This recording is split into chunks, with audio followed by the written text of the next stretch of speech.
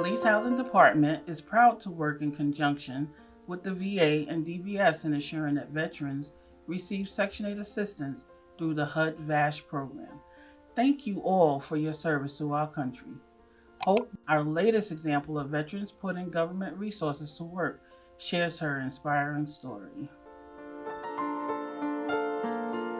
I actually decided to go into the military because at that time I just felt like stuck. I did receive information from a recruiter, and probably a few months later I decided to apply and to go into the military. I have my basic training at Fort Jackson, which was like, I always tell everybody, that's where the movie The Longest Yard took place with the infamous Victory Tower, and I actually got to do a lot of activity on the Victory Tower. And then I went to Fort Lee, which was also something that I've always wanted to do, was live in Virginia. So that worked out well for me. After that, I was given orders to go to South Korea. But my children at the time, they were very young. And so a colleague of mine, we both went to the Department of Defense and spoke with somebody that's over the orders to try to get my orders changed to somewhere where I could take my children. But they found a place where I can go, which was Germany. So I ended up taking my children to Germany, and I was stationed there for a little bit. The experience I have so far has been a good experience. Like, I started on Section 8 while I was in the shelter, and a little while later I found out that I was eligible for the HUD-VASH program,